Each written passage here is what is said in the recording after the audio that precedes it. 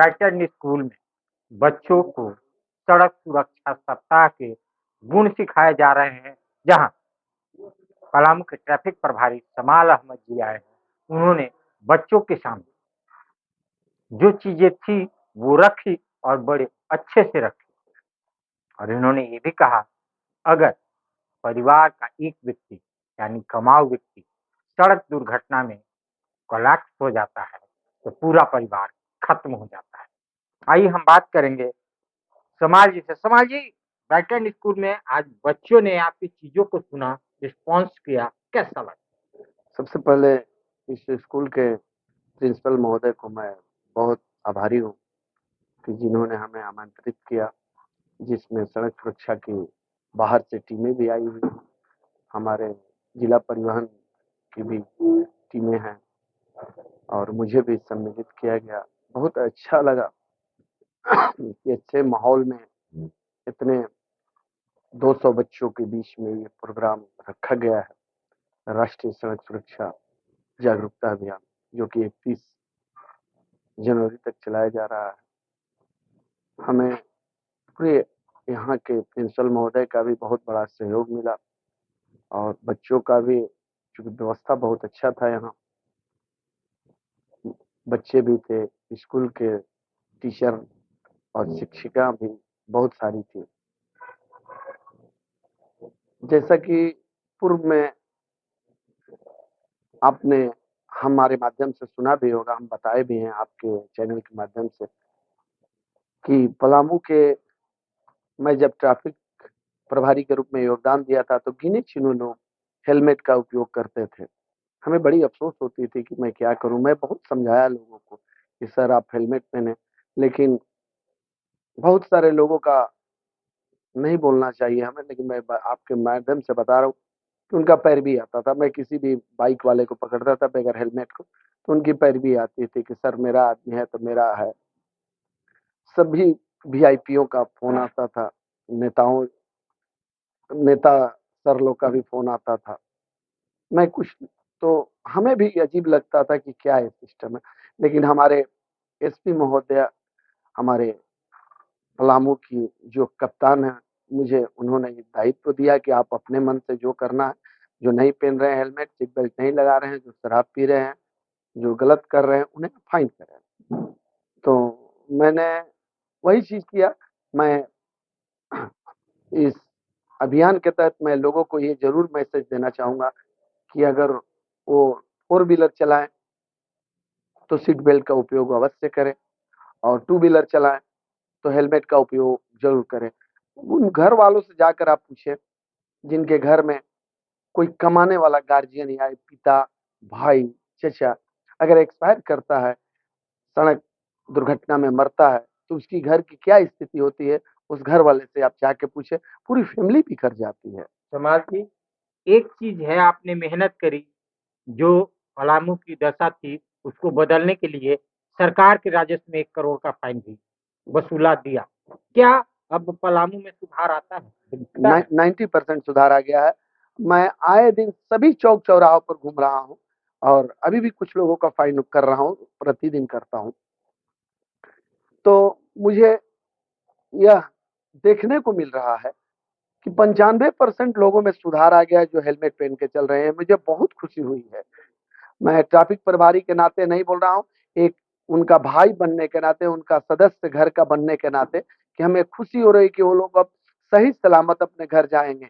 मुझे फाइन करना मेरा उद्देश्य नहीं है, मुझे लोगों को, शहरवासियों को, पलामू वासियों को, एनीबॉडी बाहर से आए मेहमानों को भी उनके घर तक भेजना ही मेरा उद्देश्य है, ना कि हमारा फाइन करना उद्देश्य है। लोगों में बहुत जागरूकता आई है, लोग बहुत समझे हैं।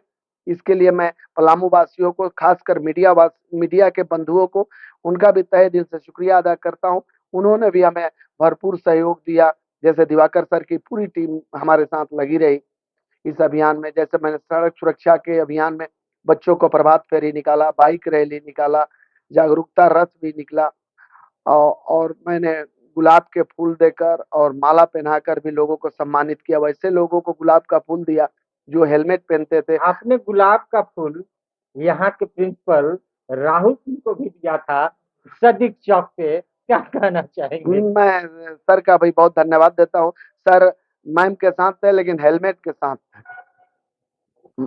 मैम के साथ थे अपने, और हेलमेट के साथ थे, इसलिए हमें बहुत खुशी हुई कि देखिए, हम जब तक अपने आप को नहीं सुधारेंगे, लोगों को हम नहीं सुधार सकते। चूँकि ये इतने बड़े संस्था के संस्थापक हैं, अभी प्रिंसिपल हैं सर, तो उन्होंने इस चीज़ को समझा है, देखा है अपनी नज़रों से कि लोग में कैसे दुर्घटनाएँ घटती, इसलिए मैं उनका भी शुक्रिया अदा करता हूँ कि उन्होंने हेलमेट पहना था। तो आज जमाल अहमद की कार्रवाई का नतीजा है कि पलामू में हेलमेट, जैसा कि इन्होंने कहा, 90% लोग पहने हुए नजर आते हैं। और ड्रंक एंड ड्राइव, मैं बड़े गर्व से कहता हूँ, आज 3 दिन से ढूंढ रहा हूँ, लेकिन सड़क पे कोई नहीं नजर आ रहा है। कल 11 बजे रात तक हम और समाल से ढूंढे, लेकिन कोई दारू पिए हुए गाड़ी चलाते नजर नहीं आया। ये इनकी कड़ाई और इनके जो कार्य है उसका नतीजा है।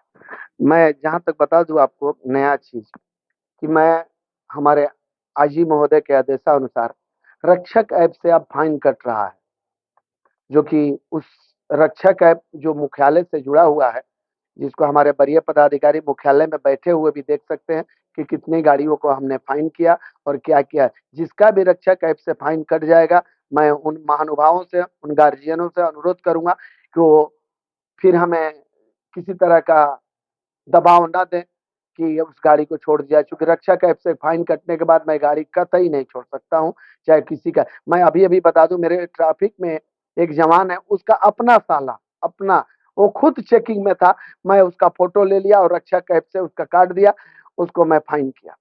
अब सोच लीजिए कि मेरा जवान खुद उसका अपना साला, और मेरे साथ वो गाड़ी पकड़ने में भी साथ में था, लेकिन किसी दुर्भाग्य से वो आगे था, वो विदाउट हेलमेट था, उसका साला, मैं उसको भी फाइन किया हूँ। मुझे इस बात की बहुत खुशी हो रही है कि मैं 1 तारीख से लेके जो 14 तारीख तक हमने अभियान चलाया ड्रंक एंड ड्राइव का, वरीय पदाधिकारी के आदेशानुसार, उसमें हमें बहुत सफलता मिली, और उसी का नतीजा है कि दुर्घटनाएँ ना के बराबर हुई हैं इस शहर में। दुर्घटनाएँ ना के बराबर हुई है, हमें बहुत खुशी मिली है, और मैं तो अब थक चुका हूँ। रात में भी, आज भी मैं रात में 11 बजे रात तक ड्रिंक एंड ड्राइव के लिए लोगों को गाड़ियों की तलाश करता रहा, बाइक का, फोर व्हीलर का, लेकिन हमें कतई अब कोई मिलता ही नहीं है। इसके लिए मुझे बहुत-बहुत शहरवासियों को धन्यवाद देता हूँ कि आप में जागरूकता आई है, और मैं पुनः इस स्कूल के प्रिंसिपल महोदय को भी धन्यवाद देता हूँ, जिन्होंने ऐसा बृहद प्रोग्राम कराया नेशनल लेवल का। इसके लिए बहुत-बहुत धन्यवाद सभी को। जय हिंद। तो आप सही से चलिए, हेलमेट पहन के चलिए, कार में बैठे हैं तो सीट बेल्ट लगा के चलिए। यही प्रशासन और हम सबका जो मंशा है। फाइन काटना किसी का मंशा नहीं है, उद्देश्य एक ही है, आप सुरक्षित चलें और सुरक्षित घर पहुंचे। आज ब्राइटलैंड में सड़क सुरक्षा सप्ताह को लेकर के एक अच्छी सी सुझबुद्धि आप लोगों ने सीख दी, क्या था वो, तो सको।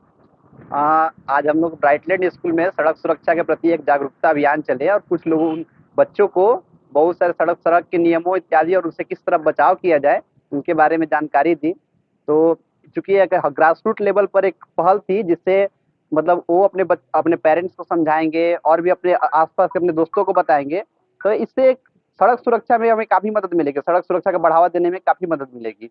और क्योंकि जानते हैं कि सड़क सुरक्षा है कि बहुत ही इंपॉर्टेंट मुद्दा है, भले इस चीजों पर उतनी ध्यान अभी दी नहीं जा रही है, लोग कभी भी काफी इग्नोर करते हैं इन चीजों को, जो हेलमेट नहीं लगाना, परंतु अगर एक बच्चे से शुरुआत हो तो इस चीज पर काफी आगे बढ़ा जा सकता है। तो इसी को लेकर के आज हम लोगों ने बच्चों को जागरूक किया कि हेलमेट पहने, अपने अगर पिताजी अगर घर से निकलते तो हेलमेट पहनने के लिए जिद करें, अगर कार से निकलते तो सीट बेल्ट पहने, और अन्य सड़क के नियमों का पालन करें। जैसा कि आप स्पीच दे रहे थे तो बच्चे उसको सुन रहे थे और आप जो कुछ कह रहे थे, रिस्पॉन्स कर रहे थे, ये कैसा?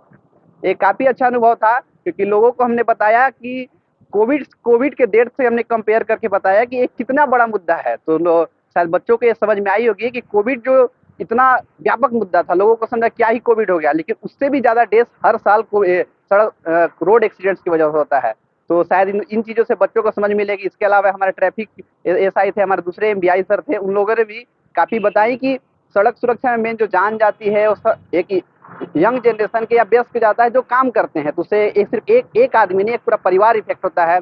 और एक परिवार इफेक्ट होने से क्या पूरे उनके मतलब परिवार के संबंधियों पर भी क्या असर पड़ता है, इससे लोगों को समझ मिलती है। तो इससे शायद लगता है कि बच्चों के में एक जागरूकता फैलेगी और अपने आस-पास अपने पेरेंट्स के साथ जागरूकता फैलाएँगे और सड़क दुर्घटनाओं में को कम से कम करने सकने में मदद मिलेगी।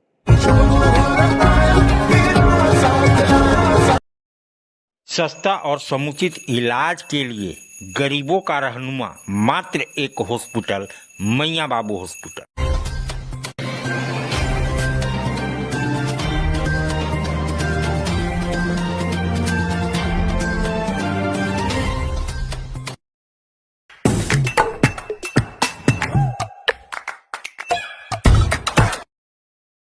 आज आप दिल्ली दरबार आए हैं। दिल्ली दरबार अपने आप में पूरे डाल्टनगंज को समेटने के लिए तैयार है, क्योंकि गांधी उद्यान पार्क में दिल्ली दरबार जब से आया है रौनक बढ़ गई है।